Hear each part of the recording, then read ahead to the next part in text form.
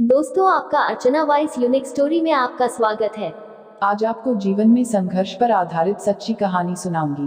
प्राचीन समय की बात है। एक शहर में एक व्यक्ति रहता था जिसका नाम राज था। वह अपनी पत्नी और दो लड़का और दो लड़की के साथ रहता था और वह किसी छोटे मोटे प्लांट में काम किया करता था।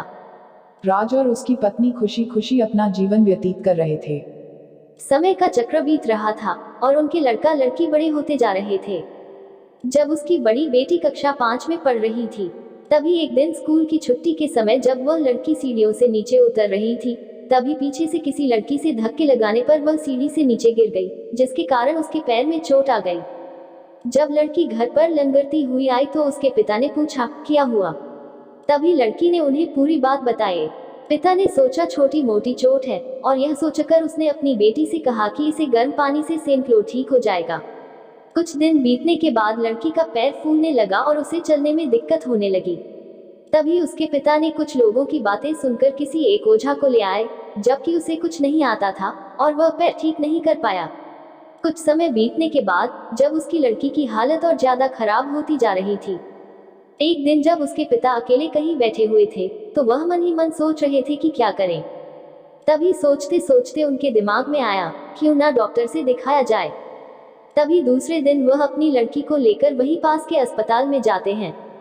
डॉक्टर जब लड़की को देखता है तो लड़की के पिता से कहता है कि जल्द ही इसका ऑपरेशन करना होगा, क्योंकि इस लड़की के पैर में एक बहुत बड़ा घाव हो चुका है, जिसके कारण लड़की का पैर भी काटना पड़ सकता है।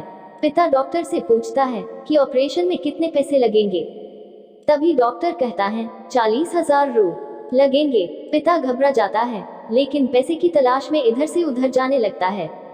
इधर उधर भाग दौड़ करने के बाद पैसे की व्यवस्था कर लेता है और लड़की का ऑपरेशन हो जाता है। ऑपरेशन के बाद लड़की अपने घर आ जाती है, परंतु लड़की के पैर में कुछ सुधार न होने के कारण पिता चिंतित रहने लगता है।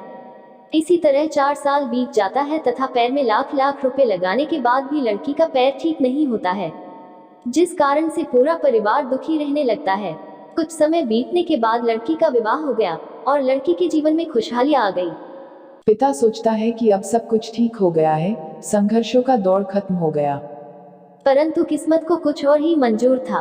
एक दिन जब वह बाजार जा रहा था, तभी पीछे से किसी ट्रक के द्वारा उसका एक्सीडेंट हो गया, जिसके कारण उसके सर में गंभीर चोट आई। चंदन 1 महीने तक बिस्तर पर ही रहा। 1 महीने के बाद ठीक होने पर वह सोचा कि अब सब कुछ ठीक हो जाएगा। तभी उसकी पत्नी का स्वास्थ्य खराब होने लगा और वह बीमार पड़ गई। यहाँ वहाँ छोटे डॉक्टरों को दिखाने के बाद तबीयत और बिगड़ गई, जिसके कारण उन्हें वाराणसी के BHU अस्पताल में ले जाना पड़ा।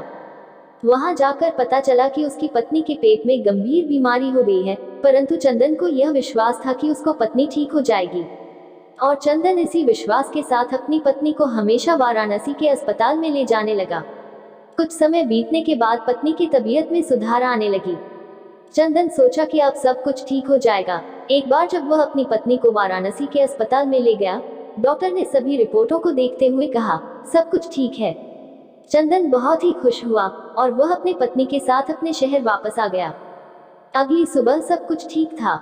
चंदन का बड़ा और छोटा बेटा दोनों स्कूल चले गए और चंदन अपने काम पर चला गया।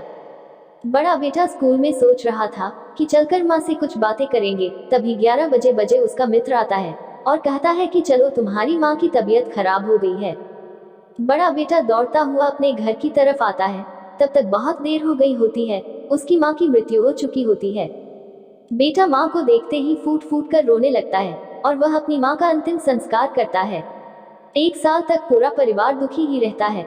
कुछ समय बीतने के बाद दुखों के बादल छट जाते हैं और चंदन अपने लड़का और लड़की के साथ सुखमय जीवन बिताने लगता है। आज उसका परिवार खुश खुशी जीवन जी रहा है। दोस्तों, जीवन में सुख और दुख दिन और रात की तरह होते हैं, जो कभी स्थायी नहीं रहते। इसलिए दुख के समय में कभी हिम्मत नहीं हारना चाहिए तथा सुख के समय कभी अहंकार नहीं करना चाहिए। कहानी अच्छी लगे तो लाइक, शेयर एंड सब्सक्राइब करें। Thanks for watching.